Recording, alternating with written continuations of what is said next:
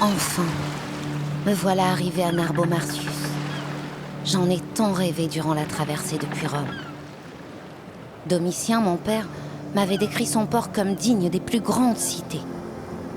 Il n'avait pas menti.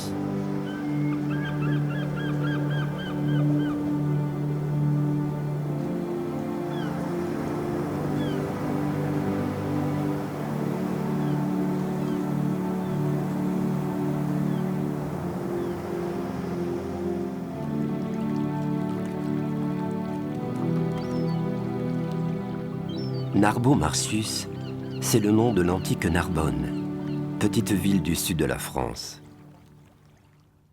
Il est un peu oublié de nos livres d'histoire et pourtant cette cité fut, il y a plus de 2000 ans, la première capitale en Gaule.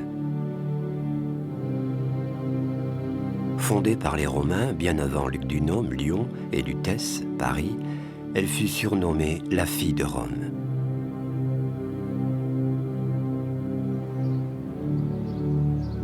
Que reste-t-il de Narbo Martius? Ses vestiges sont aujourd'hui sous la ville moderne. Et ceux de son port, le plus grand de la Méditerranée occidentale après celui de Rome, sont enfouis dans les étangs de Narbonne. Mais grâce au travail des archéologues, Narbo Martius retrouve son statut de capitale.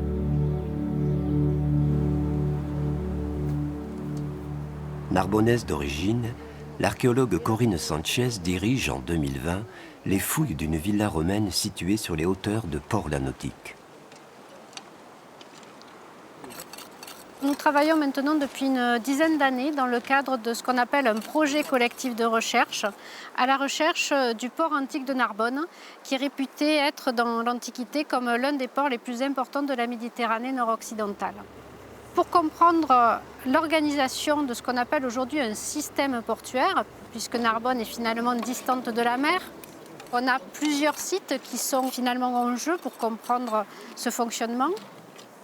Donc on a travaillé tout d'abord à l'entrée de la lagune, sur le site de l'île Saint-Martin à Gruissan.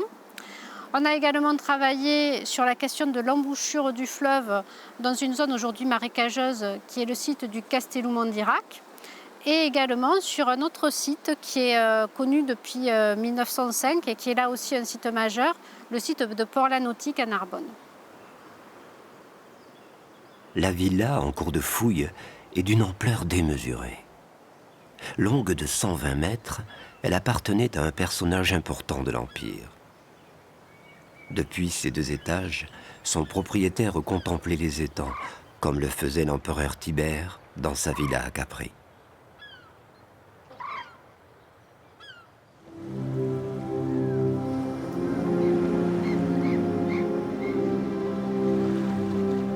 Après avoir manœuvré contre les vents, notre corbita atteint le cœur des étangs. Nous allons accoster par un canal monumental qui doit bien faire 50 mètres de large. Mon père est au cœur de mes pensées. Narbo Martius était la ville de son enfance. Il l'a quittée pour venir commercer à Rome, où il épousa ma mère, Livia. Ils ont quitté ce monde il y a peu. J'ai ressenti alors le besoin de ce voyage sur les traces de mes ancêtres. Quelqu'un m'appelle. C'est Achille, l'esclave de Claudius, l'ami de mon père, que je suis venue visiter. Pour le rejoindre, nous utilisons une allège tirée par des esclaves depuis la berge. C'est le seul moyen de naviguer pour remonter le canal vers Narbo Martius. Le vent du nord est trop violent aujourd'hui.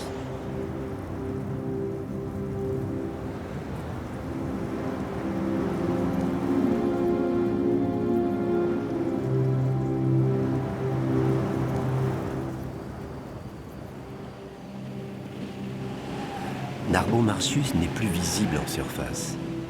C'est le drame de cette capitale par rapport à Arles ou Nîmes. Le Capitole est enfoui sous un collège et le pont-vieux se réduit à une arche. À ses abords, on peut voir un tronçon de la fameuse voie domitienne. Mais c'est au nord de la ville que l'on trouve les vestiges les mieux conservés. Une petite Pompéi, au lieu dit du Clos de la Lombarde.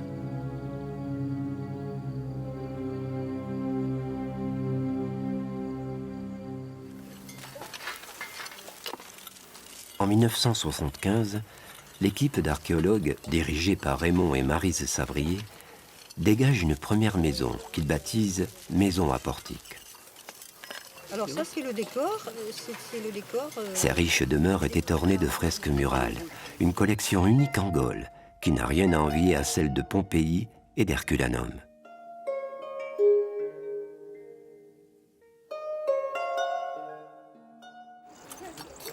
Raymond Savrier connaît mieux que personne le passé de ces maisons. Une vasque dans la pièce abside. L'architecture de cette maison est tout à fait de type pompéien.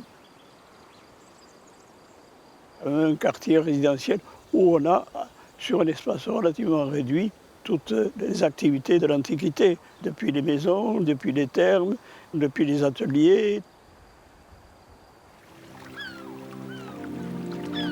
Voici les premiers bâtiments de Narbo-Marcius, tandis que nous remontons le canal.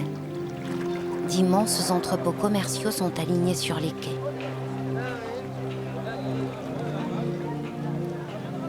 Certes, le fleuve Atax n'a pas la majesté de notre Tibre qui traverse Rome, mais ce pont a fière allure.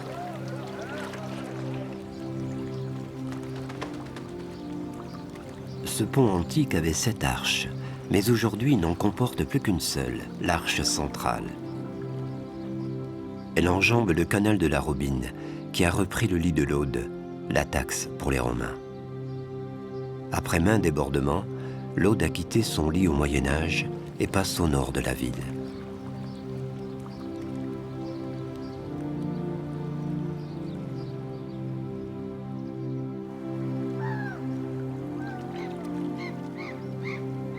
L'émotion m'étreint lorsque je pose mes pieds sur les pavés de l'artère principale de Narbo-Marcius, la fameuse Via Domitia. Je rejoindrai à pied la demeure de mon hôte, située plus au nord, à 2 kilomètres de là. Je vais marcher sur les pas de mon père, là où il jouait, enfant. Mais je ne sais plus où donner des yeux, cette ville grouille de vie.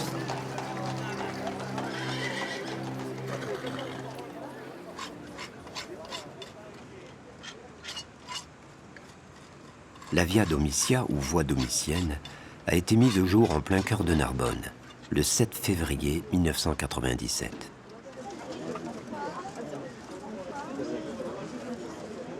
Première route construite par les Romains en Gaule, cette voie mythique reliait l'Italie à l'Espagne. Elle fut tracée à partir de Narbo-Marcius en 118 avant Jésus-Christ.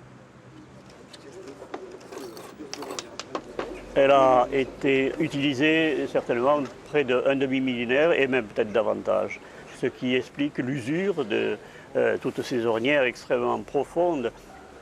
Nous étions près du pont qui franchissait le fleuve depuis cette époque-là. La voie en général n'est pas dallée, elle est dallée uniquement dans les villes ou lorsqu'il y a des obstacles à franchir. Soit que ce soit des sols qui ne soient pas solides, résistants, comme les marécages, soit lorsqu'il y a une côte.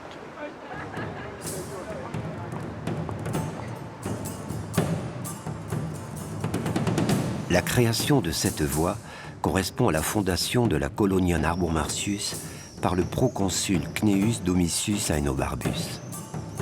Nous sommes alors en pleine conquête de la Gaule par Rome.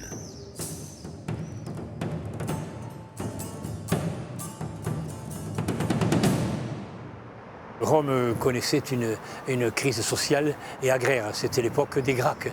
Il fallait exporter les paysans latins, leur trouver des terres pour qu'ils puissent survivre. C'est de là qu'est partie l'autorisation de venir s'implanter, n'est-ce pas, à Narbonne.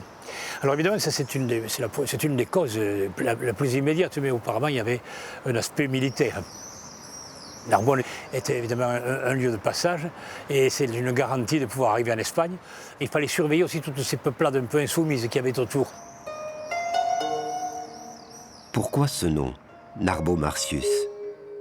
Narbo indique la présence de l'eau probablement le fleuve Atax, et Marsus, la dédicace au dieu de la guerre et de l'agriculture.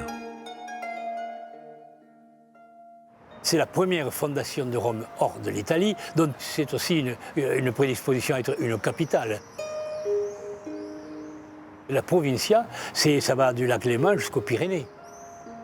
Évidemment, les choses seront confirmées en 27 avant Jésus-Christ, lorsque Auguste vient organiser l'administration et il nous traite automatiquement en capitale.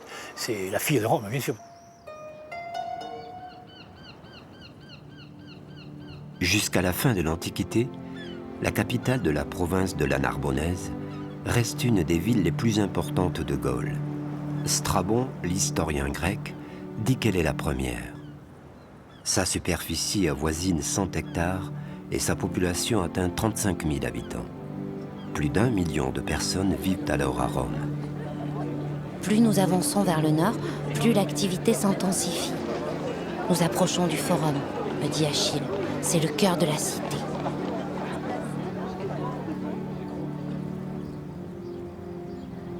La rue droite se superpose aujourd'hui à la Via Domitia. Cette reproduction de la louve capitoline, symbole de la fondation de Rome, a été offerte par la capitale italienne en 1982. Elle marque l'entrée de la place du Forum, qui recouvre une partie du monument.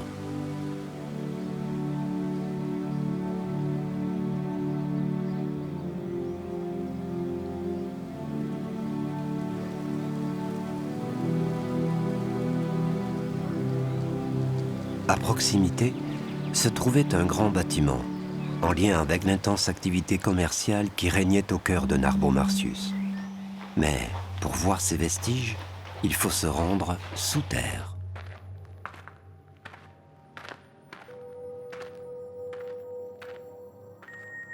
Nous nous trouvons dans des galeries souterraines d'époque romaine qui étaient sans doute sous-jacentes à un entrepôt ou à un marché, c'est-à-dire à un aureum en latin, ou à un mercatus ou un macellum, en latin toujours, pour le mot marché. Au-dessus, il devait y avoir un bâtiment. Est-ce que c'était des particuliers qui louaient des boxes qui se trouvaient au-dessus, dans lesquels ils mettaient les marchandises qu'ils voulaient?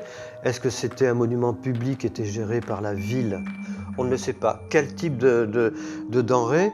Apparemment des denrées périssables, puisque nous sommes dans des galeries souterraines qui étaient à la fois des fondations et un système d'isolation par rapport à l'humidité. Le sous-sol de la villa de la Nautique réserve aussi bien des surprises.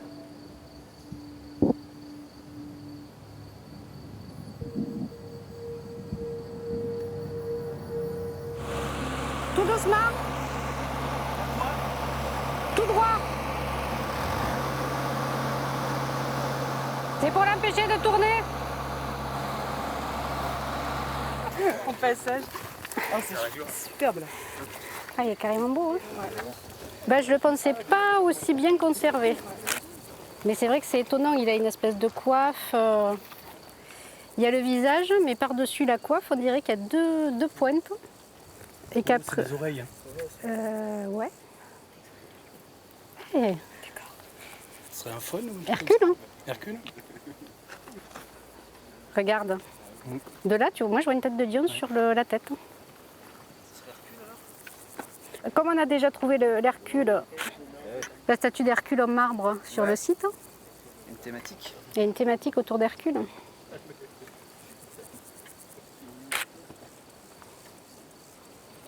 La présence de sculptures d'Hercule n'est pas anodine dans une villa aussi luxueuse. Ce super-héros de la mythologie est souvent associé aux personnalités les plus importantes de la société romaine, et en premier lieu, l'empereur.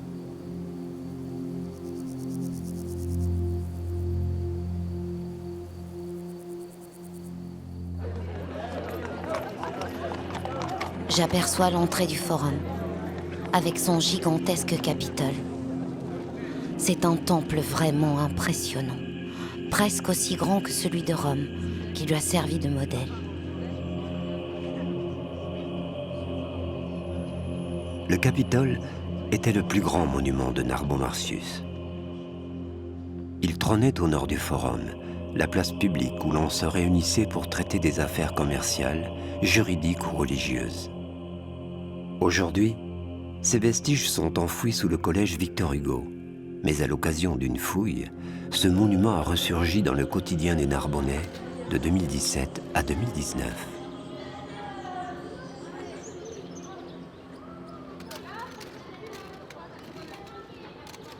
On a eu beaucoup de chance au décapage, on a trouvé un pouce de statue romaine. Ça veut dire que la statue était très très grande, vu la taille. Alors si on a ça dans les remblais, ça veut dire qu'en dessous, effectivement, on peut avoir d'autres morceaux de statue. On va vous distribuer des outils. Vous allez prendre chacun un seau. Il faut 3 outils comme ça. Durant cette période, les archéologues de l'INRAP ont fait participer les collégiens à la fouille. Cette résidence d'archéologues unique en son genre avait pour but de les initier à l'archéologie et à leur faire prendre conscience de la richesse de leur patrimoine. Ça y est, je crois que je suis chanceux aujourd'hui. J'ai trouvé un morceau de chapiteau. Voilà, c'est un morceau de chapiteau. Splendide. C'est un rebondissement dans l'enquête. La volute, elle tourne dans ce sens, t'as vu? Et puis... Ah, donc c'est parti, il est là. Oui. Ça, franchement, j'ai la chance aujourd'hui. J'ai vraiment eu la chance. Ils étudient sur un endroit où des gens ont vécu il y a longtemps, hein, et qui était un lieu de culte, peut-être un marché. Voilà. Donc je pense que oui, ça nous attache un peu à la terre.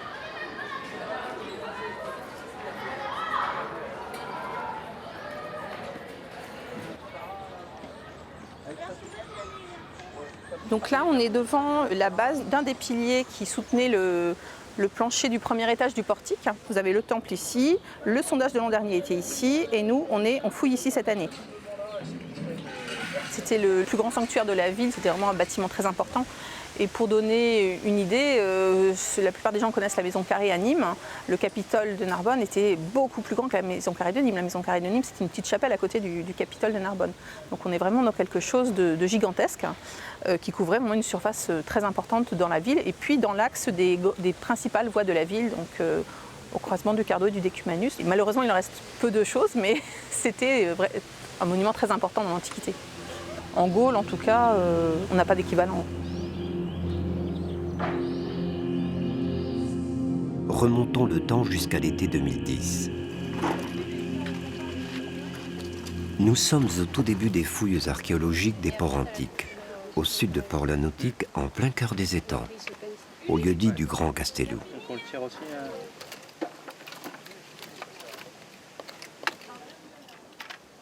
Nous avons dégagé une voie romaine. C'est une voie dont l'espace de circulation fait à peu près 7,50 m, qui est bordée d'un côté par des blocs en grand appareil qui proviennent d'un temple antique qui a été démonté.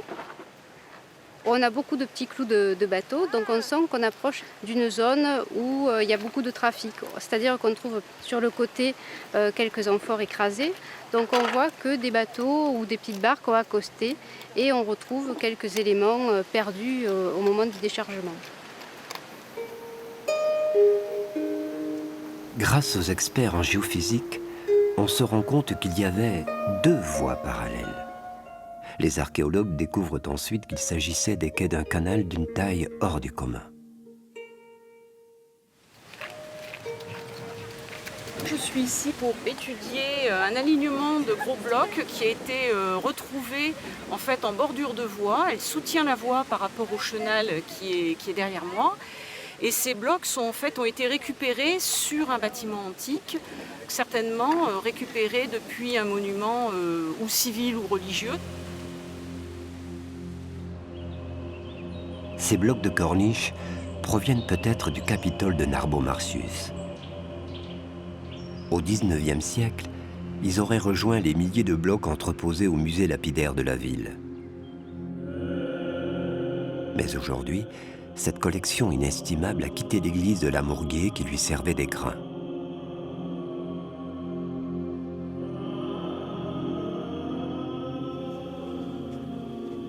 Ça a bien changé depuis la dernière fois. Quasiment tous les blocs romains sont partis. Et puis là, on redécouvre l'église finalement. L'église comme elle l'était autrefois, avant que le musée lapidaire ne soit aménagé ici. Il est devenu dépôt lapidaire en 1869 et lors du démantèlement des remparts, la ville en a fait un dépôt et tu t'en souviens, on disait c'est le plus grand musée lapidaire après Rome, cette quantité, on avait près de 2000 blocs qui sont partis pour les collections maintenant du Narbovia. Oui. Ce qui était ici dans ce musée lapidaire, c'était finalement des pierres qui étaient récupérées du rempart. Et dans ce rempart, c'était des pierres qui étaient démantelées de monuments funéraires au IIIe siècle. Alors que dans le port, on va retrouver essentiellement, là aussi, des blocs, mais très fragmentaires, pas des blocs bien taillés. On les a cassés de manière systématique pour pouvoir justement les transporter sur plusieurs kilomètres en dehors de Narbonne. Et donc, par rapport à ce qu'on avait ici dans ce musée lapidaire, on va avoir beaucoup de fragments de marbre. Et justement, des marbres qui viennent d'un des monuments les plus prestigieux de Narbonne, qui est le Capitole. Et pendant quelques années, le musée lapidaire a abrité sous la voûte des fragments de ce Capitole. Ce que tu me dis là, ça me rappelle une expression que j'ai quelquefois dite en visite guidée, que Narbonne romaine, c'est un puzzle géant. Exactement. Mais un gros puzzle. Oui.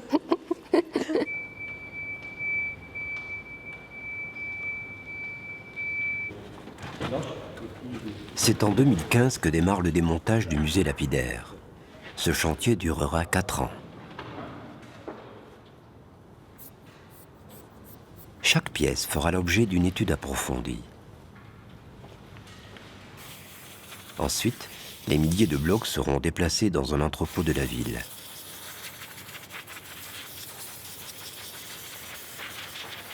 Ils y seront nettoyés, traités, bichonnés.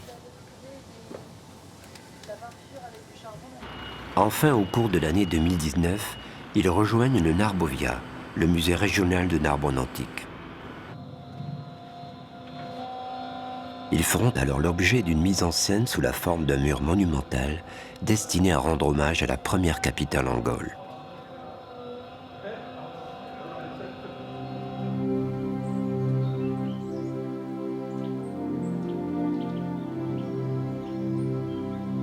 Nous montons à l'étage jusqu'au portique qui entoure le Capitole.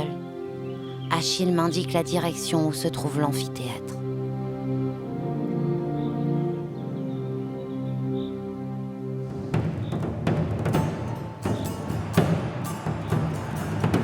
Lors de la traversée, une troupe de gladiateurs voyageait avec nous. Ils m'effrayaient un peu, mais j'ai trouvé le courage de bavarder avec l'un d'eux, Faustus. Sans doute est-il déjà là-bas, s'entraînant pour son prochain combat.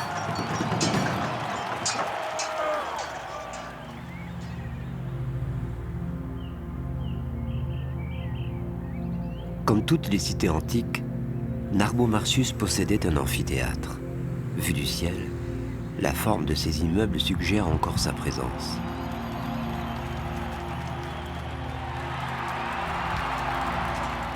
L'amphithéâtre mesurait 120 mètres de long, ce qui fait de ce monument un amphithéâtre de dimension moyenne supérieure.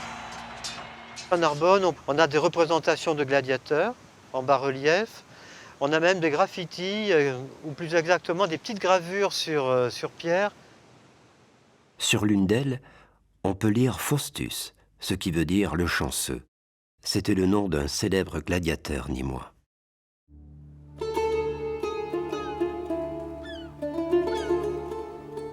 Achille m'invite à quitter la Via Domitia pour prendre une rue perpendiculaire bordée de riches maisons où brille le marbre. C'est là qu'habite Claudius, l'ami de mon père.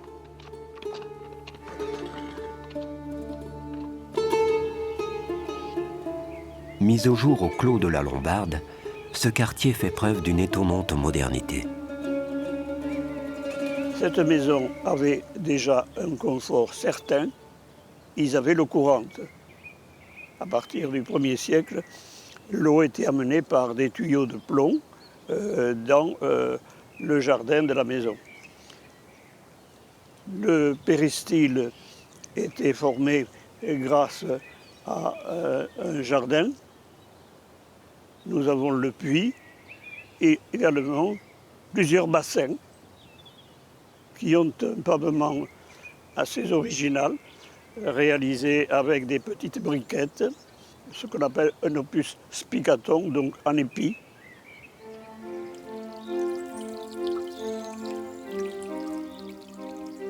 Tout autour du jardin, il y avait donc le péristyle. Le péristyle était la partie intime de la maison, où vivait la famille. Il y avait une pièce maîtresse, c'est ce salon. À l'origine, c'était un salon qui était très grand. Nous connaissons également de cette maison la décoration murale.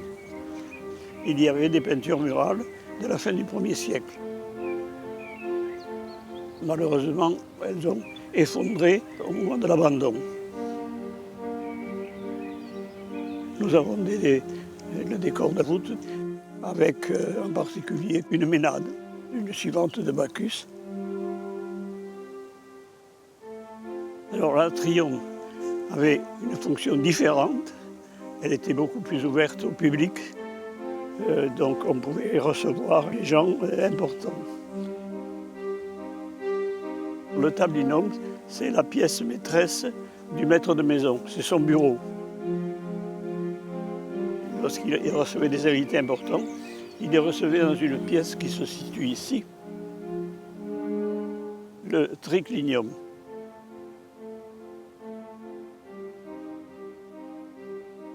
Ce n'est pas une pièce très grande, 5 mètres sur 5, mais qui était particulièrement bien décorée. Le maître de maison, qui était quelqu'un qui avait eu certainement des relations semi-officielles, voulait honorer l'empereur et l'empire. Et il a fait peindre sur le mur du faux le génie de l'empereur. C'est une décoration que l'on ne trouve jamais dans le privé. C'était vraiment exceptionnel.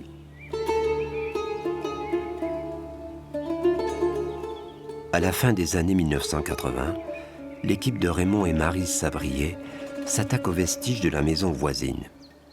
Ils la baptisent « Maison au Grand Triclinium » en raison de la taille de sa salle de réception. Forts de leur expérience acquise lors des précédentes années de fouilles, Maryse et Raymond vont faire des miracles pour reconstituer les peintures effondrées en 1000 morceaux lors de la destruction de la maison.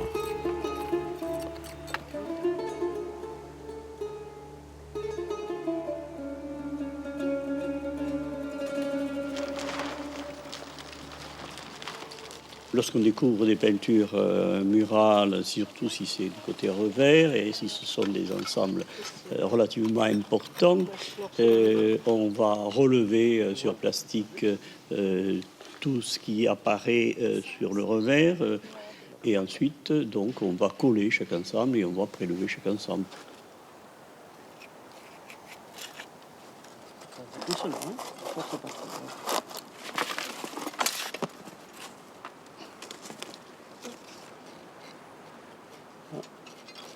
Ça procure quelquefois une très grande joie, puisque c'est des images qui n'ont pas été vues depuis 2000 ans.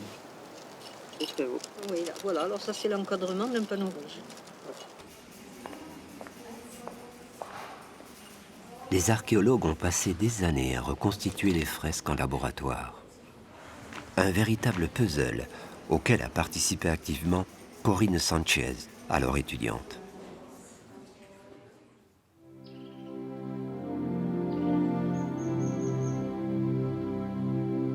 Claudius m'accueille à bras ouverts, comme si j'étais sa propre fille. La perte soudaine de mon père il y a 3 mois m'a guidée jusqu'à lui.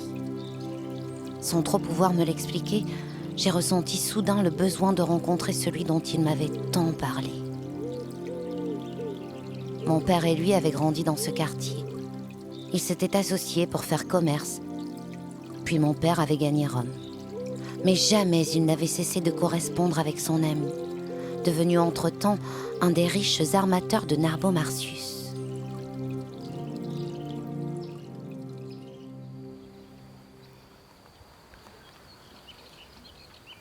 des vestiges d'enduit peint viennent d'être découverts dans la villa de la Nautique. Le luxe de cette maison est aussi matérialisé par des bassins monumentaux. Il y a donc un bassin circulaire, un couloir et un bassin rectangulaire. Et cet ensemble correspond à une grande fontaine. Ces bassins circulaires, et notamment les fontaines, correspondent à des imitations de grottes. Donc on en a beaucoup en Italie, avec des décorations de pierres trouées qui sont en tuf, qui imitent justement l'intérieur d'une grotte. L'eau arrive sous pression dans le bassin circulaire, descend en cascade par le couloir et arrive dans le bassin rectangulaire où on devait avoir des statues, des jets d'eau, etc. Là, dans la maçonnerie du bassin circulaire, on a trouvé fichés 3 amphores ont été cachés, masqués par l'enduit de Tuileau. Donc la 3e nous a vraiment confirmé qu'on était certainement dans ce qui devait être un vivier dans un premier état. La fonction première de ces amphores dans les viviers, ça fait office de niche, de refuge pour les poissons.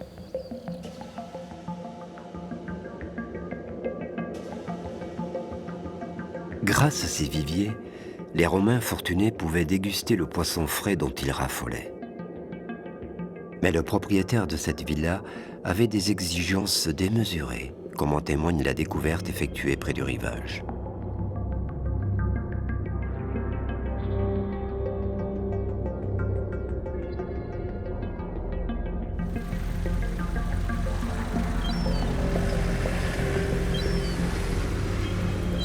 Depuis longtemps, on avait repéré en vue aérienne une forme anormale dans la végétation. La première année de fouilles, des prises de vue en ballon ont permis de cerner l'architecture en cours de dégagement. Les archéologues n'en reviennent pas, car cela ressemble en plus petit au port militaire de Carthage. Avant de commencer, on pensait tomber sur une structure portuaire, mais on n'a jamais pu trouver d'anneaux d'amarrage. On a des parements verticaux qui viennent dans le bassin qui font penser à des quais, mais sans anneaux d'amarrage, c'est difficile d'imaginer un port. Plus la fouille avançait, plus on découvrait d'amphores fichés dans la maçonnerie, qui nous faisait vraiment penser à un vivier, du moins des structures pour permettre aux poissons de nicher. Le bâtiment central qui est monumental et qui limite la surface de navigation à l'intérieur du bassin. Aujourd'hui, on s'oriente beaucoup plus vers un vivier monumental que vers un établissement portuaire.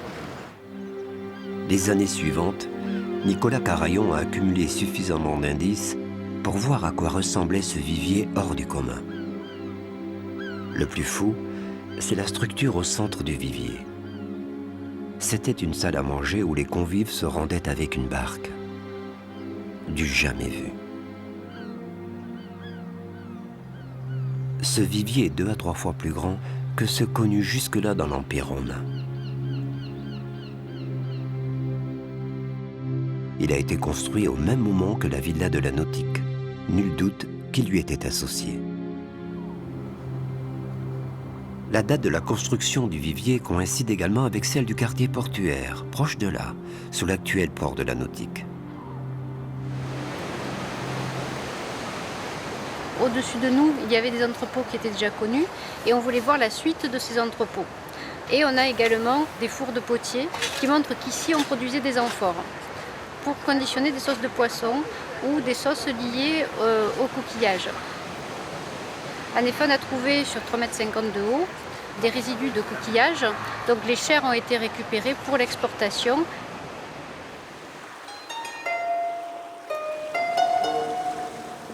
Les entrepôts de la Nautique jouxtaient un débarcadère où transitaient les marchandises. Ces vestiges se trouvent sous l'eau. Ils ont été fouillés à la fin du siècle dernier par l'équipe narbonnaise d'Antéas, de Jean-Marie Falguera.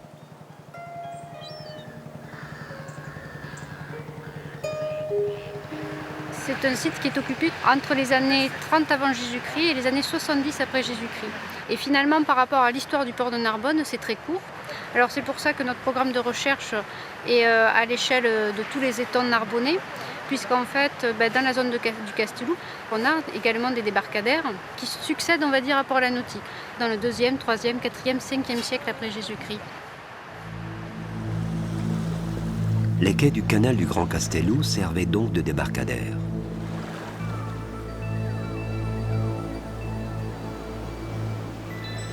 En 2013, au lieu-dit Mandirac, au milieu des blocs de pierre, les archéologues découvrent une épave chargée d'amphores. Elle est baptisée Mandirac I.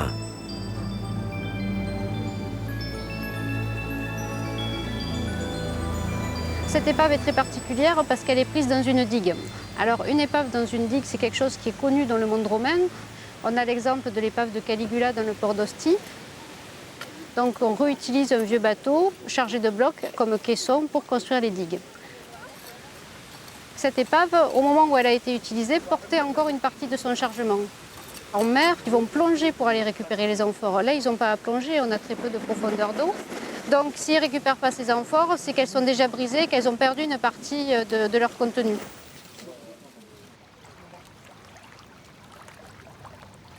Narbonne-Martius avait besoin de produire des amphores en quantité industrielle pour ses échanges commerciaux. Le village d'Amphoralis, près de Salles-el-Dode, fut dédié à cette activité. Narbonne, c'est une ville dans laquelle les riches narbonnais étaient aussi propriétaires de terrains viticoles. Et ces terrains viticoles avaient besoin d'emballage pour commercialiser leur vin. Et Salelles a produit des amphores. Mais les amphores de Salelles ne sont pas du tout d'un type habituel. Ce sont des amphores ventrus, trapus, avec un fond plat, qui sont de création gauloise, qui ont cet avantage d'être extrêmement légères. Elles pèsent une dizaine de kilos, elles peuvent contenir 30 litres, voire davantage. Donc elles sont excellentes pour le commerce. Et c'est avec ce type d'amphore que les Gaulois vont exporter au loin leurs meilleurs vins. Elles vont aller jusqu'en Angleterre, elles vont alimenter tout le bassin méditerranéen pour arriver à leur point extrême dans le sud-est de l'Inde, au sud de Pondichéry.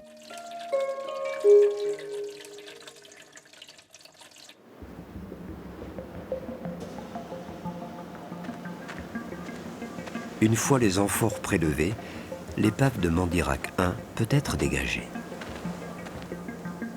La coque en bois sèche rapidement et peut facilement se décomposer. Les archéologues n'ont de cesse de l'humidifier. Alors, on a fini P1. J'aurais jamais imaginé qu'on pouvait trouver des bateaux en fouille terrestre. D'abord, quand j'ai commencé mes études, pour moi, un bateau, c'était de l'archéologie sous-marine. Et il se trouve que les dernières découvertes sont des découvertes terrestres et qu'elles ont l'avantage de nous donner en plus des modèles de bateaux qu'on ne trouve pas en archéologie sous-marine. Parce que nous, en archéologie sous-marine, on va trouver des bateaux de mer, soit des bateaux au long cours, navigation hauturière, soit des bateaux de cabotage, mais on ne trouve pas des bateaux de servitude comme celui-ci, puisque celui-ci, c'est une petite allège qui a servi uniquement à décharger les navires de mer et à être allé avec sa cargaison provenant d'un autre bateau. On allait notre petite allège le long du chenal pour arriver jusqu'aux entrepôts en ville ou dispersés le long du chenal. Mais en tout cas, ce bateau n'a jamais vu la mer. Cette mer Méditerranée, il y a 2000 ans, elle était sillonnée du nord au sud et d'est en ouest par une multitude de navires de commerce, exactement comme aujourd'hui la planète l'est par les porte-conteneurs, les avions. Alors c'est juste l'échelle qui a changé. C'était quand même des bateaux de 500 tonnes de port en lourd pour les plus gros, 10 000 amphores, c'était quand même des très grosses unités. Ces corbitins naviguaient régulièrement en direction d'Ostie, le port de Rome, avec lequel Narbonne-Martius entretenait des liens privilégiés. C'est vrai qu'on compare toujours avec Rome. parce qu'on voit bien qu'à Rome, ils ont eu le même souci, c'est-à-dire que pendant des années, ils déchargeaient les marchandises en mer, hein, c'est-à-dire que le transfert des bateaux était compliqué, il y avait beaucoup de pertes parce qu'eux aussi ils étaient confrontés au vent. Et c'est pour ça qu'eux, ils ont créé Portus, mais qu'ils ont construit un port pour remédier à ce problème. Claude, l'empereur, a construit son port un peu au nord donc, de l'estuaire. Il a construit un abri gigantesque, incroyablement grand, même encore à l'échelle d'aujourd'hui, que quelques décennies plus tard, Trajan a décidé de faire un nouveau bassin beaucoup plus en retrait. Et du coup, le port de Claude est devenu un peu un avant-port par rapport à celui de Trajan. L'avantage que l'on a quand même à Narbonne, c'est que finalement les étangs, c'est un énorme bassin. Moi je trouve que c'est en soi un bassin portuaire avec justement des sites tout autour. Après, la clé, j'allais dire, de ce port, ça reste l'embouchure, parce que c'est le cheminement fluvial qu'on retrouve dans tous les grands ports de Méditerranée d'ailleurs, parce que justement, toujours pour Rome, on a le Tibre qui après permet de faire remonter d'autres bateaux jusqu'à la ville. Le Tibre et la Robine. Le Tibre et la Robine. Et les étangs et l'avant-port de Claude. Ouais. Outre ces similitudes entre les deux plus grands ports de la Méditerranée occidentale, c'est au cœur d'Ostie que l'on retrouve trace des liens privilégiés entre Rome et sa fille. La place des corporations était le poumon économique de cette cité. Une mosaïque montre un navire narbonnais en train de débarquer à Ostie.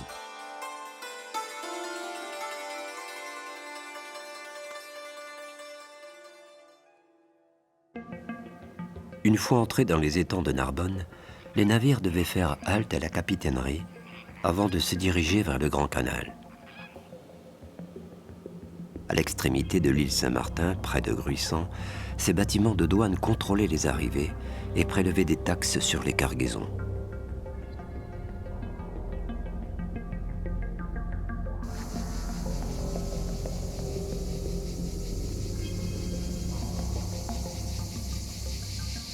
Les découvertes, notamment d'une balance, montrent la fonction commerciale de tout cet ensemble, qui est bâti dès le début du 1er siècle après Jésus-Christ, et qui devait donc fonctionner en connexion directe avec les ports de Narbonne, puisque les bateaux arrivaient directement de la mer, passaient l'étang, et les premiers bâtiments qu'ils voyaient, c'était le site de Saint-Martin à Gruissan.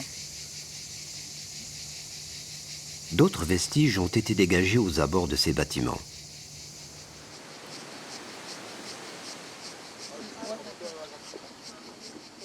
Ces sépultures datent de la fin de l'Antiquité. Ce cimetière a été construit sur les restes d'un monument détruit à la fin du IVe ou au début du Ve siècle.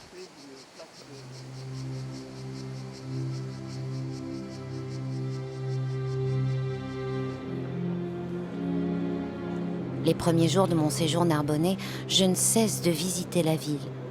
J'imagine mon père s'amusant, enfant, sous les portiques du forum.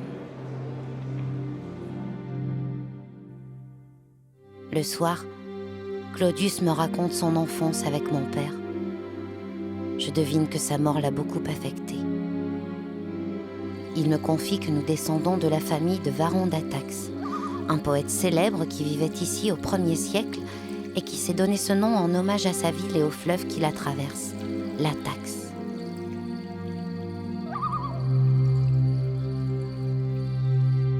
Mon père m'en lisait les poèmes, et j'adorais ces vers si chantants venus de la Narbonnaise. Avant la fondation de la colonia Narbo-Martius, nos ancêtres gaulois vivaient dans un village, à quelques milles de la cité.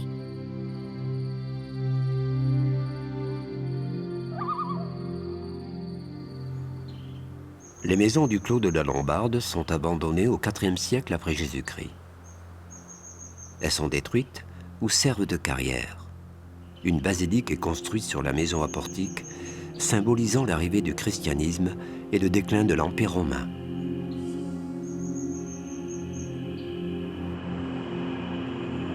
Comme toutes les cités antiques, Narbo-Martius avait des nécropoles. L'une d'elles est en cours de fouille près du musée Narbovia.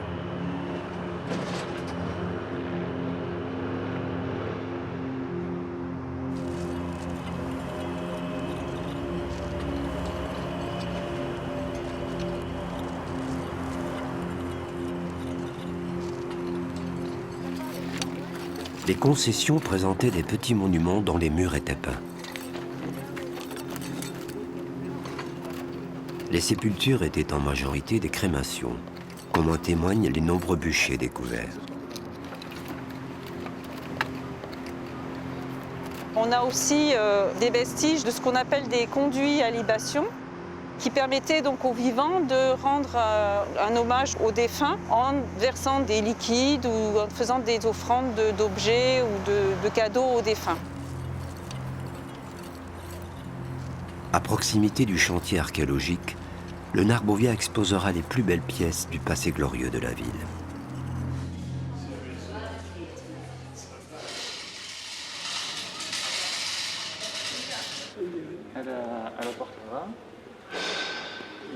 Nous sommes à quelques mois de l'ouverture.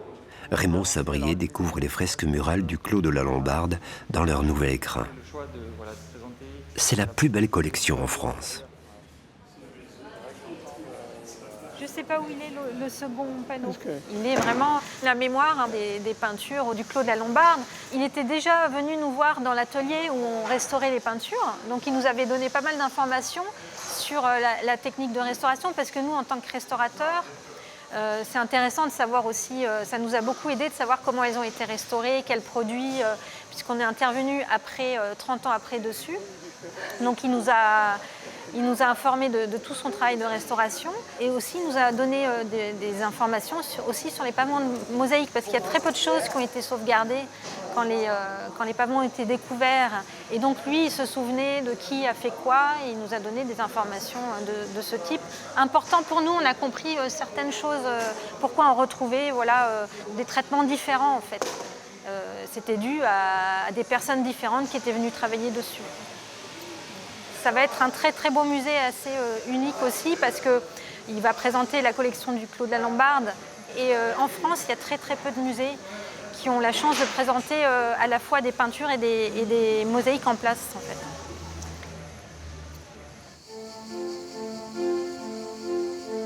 La fouille de la villa de la Nautique touche à sa fin, tout au moins cette année.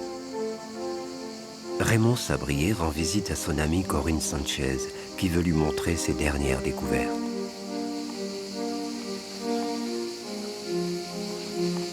Là, vous avez un élément de colonne, et là-bas, c'est peut-être des pilastres. Des pilastres. Oui, et alors, de ce côté, on a encore des enduits-peints qui sont conservés. Je vais vous montrer. Oui, je vois très bien. Mais ils sont très épais. Ils sont pas mal conservés. Oui. Comme c'est une zone basse, c'est normal qu'ils soient plus épais. Ça permet d'isoler davantage la peinture. Que la pièce, on l'a dégagée sur à peu près 17 mètres de long. On n'a pas encore la fin. Ah oui, c'est ça. Donc c'est un très grand espace. Ces fragments de murs peints constituent de nouveaux témoignages de l'opulence qui régnait dans cette villa. Les années à venir, les fouilles archéologiques pourraient permettre de révéler des fresques au moins aussi belles que celles du Clos de la Lombarde et confirmer l'identité du propriétaire de cette villa hors du commun. On a une fondation qui correspond à l'époque augustéenne, c'est-à-dire entre 30 avant et 10 après.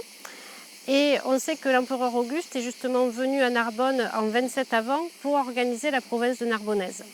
Alors après, c'est toujours difficile de savoir si la personne a été présente là ou si c'est effectivement une villa faite pour l'arrivée d'un empereur.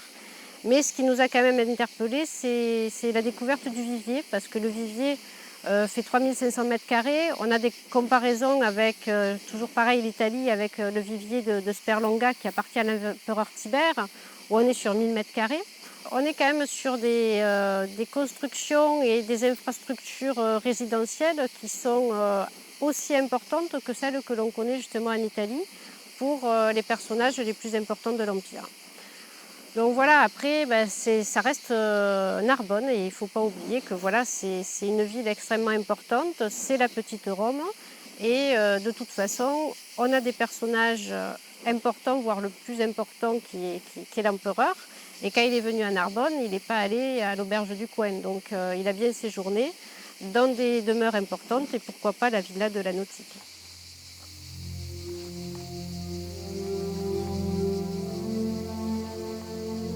L'empereur Auguste a peut-être séjourné dans cette villa. Il a pu organiser de somptueux festins dans son vivier monumental et profiter de la vue incomparable sur les ports de Narbo-Martius. Mes ancêtres gaulois vivaient sur cette terre, bien des siècles avant la colonisation romaine. La douceur du climat et la proximité de la mer en faisaient un lieu propice à la vie. Ils avaient baptisé leur ville Naro, qui inspira peut-être plus tard le nom de la capitale construite à proximité par les Romains. Je me sens bien à Narbo-Martius. Ma mère est morte quelques semaines après mon père. Je n'ai plus d'attache et je me sens chez moi ici. Je ne reviendrai pas à Rome. Je le sais maintenant.